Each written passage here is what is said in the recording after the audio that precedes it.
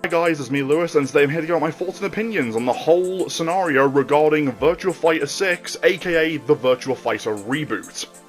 Now, this is a game that I have been waiting for decades upon decades upon decades on end, when Sega was just kept on pumping out like every new definitive edition of Virtua Fighter 5, and finally, when the Game Awards revealed the trailer for the Virtua Fighter reboot, which I'm just going to call it VF6 because that's practically what it is, I am so thrilled to see this series come back. And again, it shows that Sega is making the massive comeback, not just with the Power Surge campaign that they're doing, but the fact that they're going back to their library of games and just like going through which ones deserve a massive comeback after all these years or decades, right?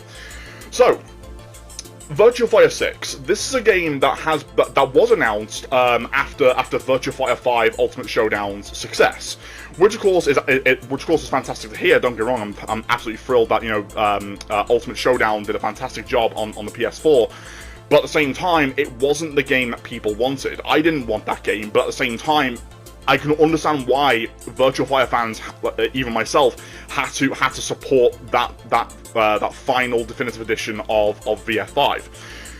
Mainly because of the fact is that Sega was testing the waters to see if people still wanted a new Virtua Fighter game, even though we have been begging them for years, and I mean years upon years, to actually bring that shit back.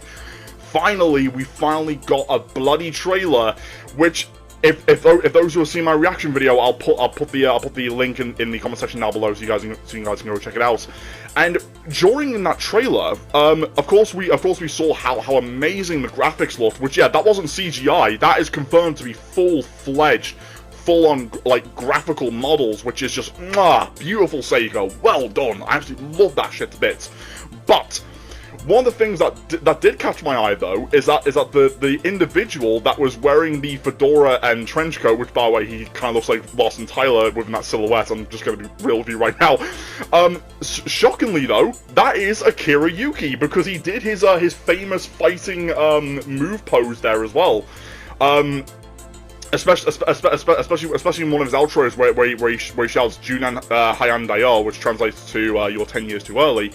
But at the same time, though, it's kind of shocking to see that Akira went from wearing karate gi to now dressing up like a 1920s mafia gangster from Japan. Well, in a Japanese environment, I should say. Sorry, but after that, during the end part of the trailer, we actually got notice that they were showing off like a blurry leaked footage of Akira and Sarah Bryant fighting each other.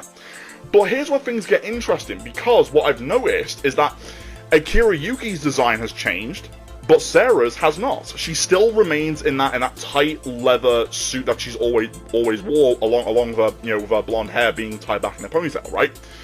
That's the one thing I kind of find interesting, because it sounds like to me that Sega could be going down two different routes with this.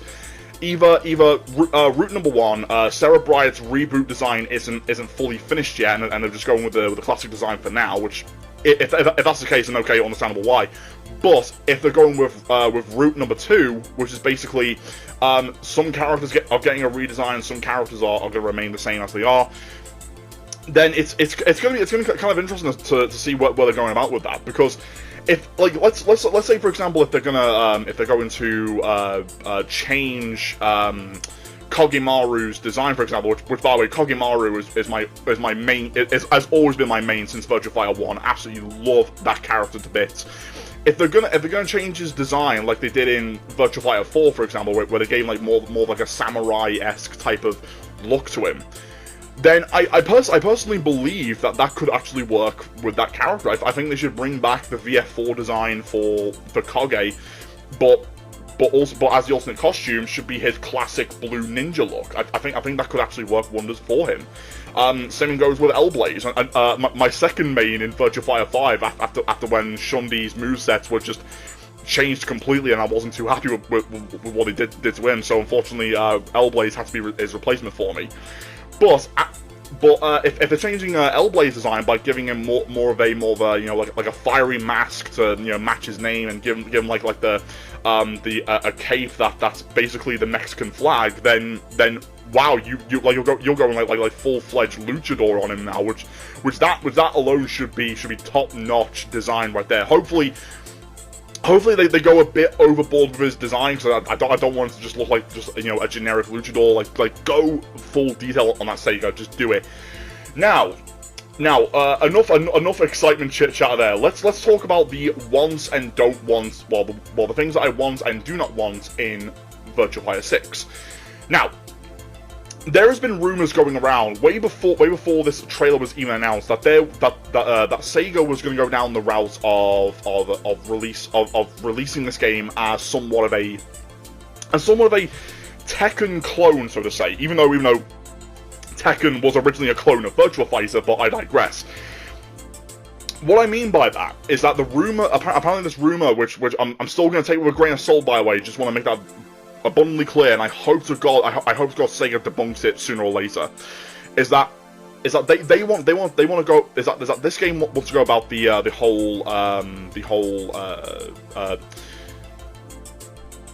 whole rage art idea. Sorry, my brain was having trouble trying to think of the name there. I do apologize. So yeah, the rage art from the Tekken series is that of course. That has changed that IP completely, but with Virtua Fighter 6. I really do not want them to go down this route, and I hope to God they don't. And the reason why I say this is because, well, let's put it this way. Virtua Fighter is known to be a very realistic fighting game, and I mean very realistic above any fighting game out there. Sure, it still keeps that arcadey element in there. It does have some flashy, you know, moves that they show off. But it's not like over the top ridiculous, you know what I mean? Like we don't want to go full anime bullshit on Virtua Fighter, because that's not how it's supposed to go down. And personally, for me, they need to just stick to just the core material of what made that series work. Just realistic, you know, easily responsive controls, and that's all you have to do. Nothing more, nothing less. Nothing really needs to be changed. No stage transitions, none of that garbage, no super moves. You don't need any of that in Virtua Fighter. Just keep it clean and simple. That's all we want, Sega. Nothing more, nothing less. However, what I do want in this game is, of course, new characters. Now, I'm certain that Sega will go above and beyond to try and, you know, bring about, you know, brand new characters I've never seen before. We never had a boxer character before. We never had a capoeira character before. We've never had I guess you could say possibly a oh god, what kind of style was that one? Fencing, maybe like a fencer type of character, maybe, you know, with a sword. Who knows? We never really had those types of characters in our lives. So within the roster of Virtua Fighter. So I personally believe that throwing stuff like that could actually work for the roster. Now, as much as I want to see the original cast as well as each newcomer from the previous installments from Virtua Fighter 2, 3, 4, and 5, you know, making a grand return for the reboot, I personally believe that not every single one of them is gonna come back. And the reason why I say this is because take for example, they're gonna cut out Vanessa Lewis, Brad Burns, possibly Wolf Hawkfield, and they're probably going to save those guys as for DLC to add obviously new members to the roster to join in. Which, if that's the case, then okay, fair enough, Sega. I can see where you're going with that. But in all honesty, Sega, please keep Kagemaru and Hellblaze in the base roster. Please, I'm begging you right now. Please do that. Anyway, so. The next thing I do want, and I think all of us can agree on this, is that the game needs to have both a story mode and arcade endings. Now, granted, yes, every previous Virtua Fighter game did have an arcade mode, but it didn't have arcade endings. The only way you would have to figure out what was going on within each character's story was reading through the game manuals of each new installment of Virtua Fighter that came out over those decades ago. And to me, that was absolutely ridiculous and stupid, because that was one of my biggest criticisms with the series. I've always wanted Virtua Fighter to practically go about their way to tell the story that's supposed to be telling. You know what I mean? I want a fighting game with good gameplay and good mechanics, but at the same time, if there's a story involved, there needs to have some type of elements in there, whether it's like Mortal Kombat cinematic stories, or it's an arcade mode with arcade endings and arcade prologues, stuff like that. And I hope to God Sega actually takes that feedback into account, because they can't just like throw in a cinematic trailer of Akira just like knocking down his opponent in the trailer and not confirm it's going to be part of the story, because that's just ridiculous, ain't it? But now's the time, because again, game manuals haven't been a thing for God knows how long right about now, and of course Sega knows that. They need to start bringing in that element within the reboots, and I hope to God that is the case. However, another thing that I do want, and I think again a lot of us can agree on this one, is that one certain character that kept on getting cut from every single Virtua Fighter game except for Fighters Mega Mix. If you know who I'm talking about, you know who I'm talking about. But to those who don't know, allow me to introduce you to this guy, none other than Seba. Now, originally, Seba was supposed to be the main poster boy of Virtua Fighter instead of Akira Yuki. That was the whole premise of what they were going to go for. But since the Japanese audience wasn't interested in Seba, they had no choice but to cut him from the game and replace him with Akira Yuki. And for decades upon decades, I have been begging Sega, along with many other people who've been begging them as well. We have been begging Sega to put Seba in a Virtua Fighter game, and we received none of that for decades. But now I think is a good time to bring in a returning character that never actually saw the light of day, but giving him the chance to be in the spotlight for Virtua Fighter 6. And if those who are seeing his Arabian design, it's very obvious about who should be a copycat of. Just make him Seba.